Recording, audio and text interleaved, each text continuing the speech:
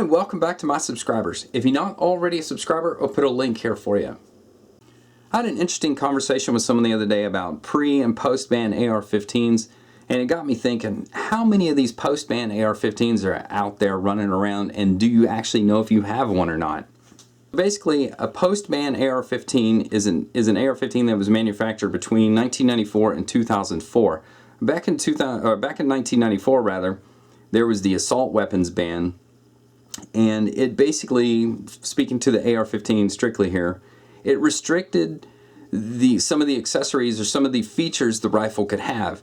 It affected anything that had a pistol grip and a detachable magazine and any one of these other things. So, what you're seeing right here is an AR-15 with a pistol grip and a detachable magazine. Here's the magazine.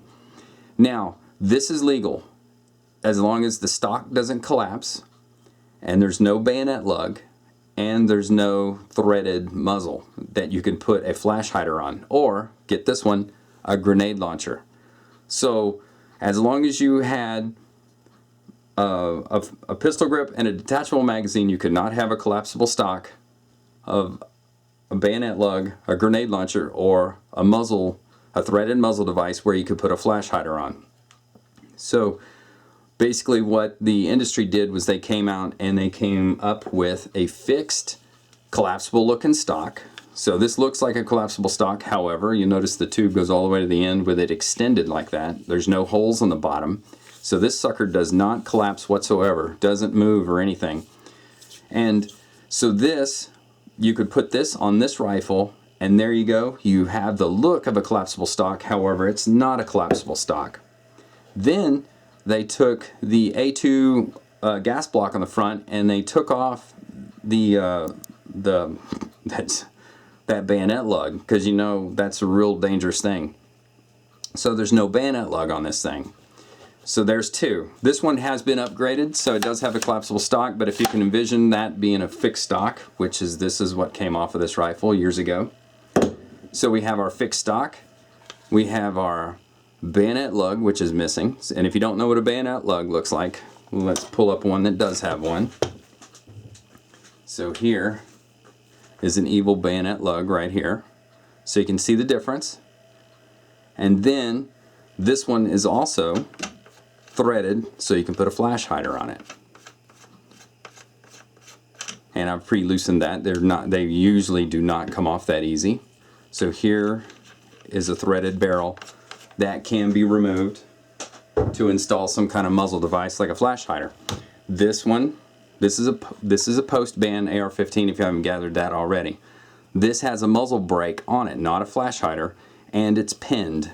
So you cannot take this off without cutting the barrel and removing this. So it is not field replaceable, if you will. You're going to need some machining tools in order to get that off of there. But basically this is a post-ban AR-15. Aside from the stock, remember, non-collapsible stock, no bayonet lug, and not a non-threaded barrel. So with these few changes, and obviously a grenade launcher, in fact I don't think I've ever shot an AR-15 with a grenade launcher on it. With these fixed features, if you will, you can have your AR-15 with a pistol grip and a detachable stock. So this lasted between 1994 and then 2004 when the gun ban went away, or sunsetted, if you will. And in its heyday, this is a Bushmaster rifle. I think it was paid well over $1,000, maybe $1,100 for this. And you know, it's for a fixed stock. It's kind of the accessories or the limitations of this rifle are much different than what they are today. So now in 2014, late 2014, you can actually pick up an M4 style rifle with a bayonet lug, a threaded muzzle brake, and a collapsible stock for, shoot, $600 in some cases, even less than that. So, you know, supply and demand. When this came out, everything was banned. The banned rifles, the pre-ban rifles, which they were commonly called, the ones with all the features, the evil features that were banned, those things were going for thousands of dollars at the time. I know a buddy that sold his Colt H-bar for, I think, $2,000. He said it was too much money to be sitting around when it's when you can make that much money. And besides, it was going to be lifted anyway, and he was right. Well, anyways, that's the difference between banned and or pre-ban and post-ban AR-15s. Well, thanks for watching, and please don't forget to subscribe, like, and share the video. Thanks.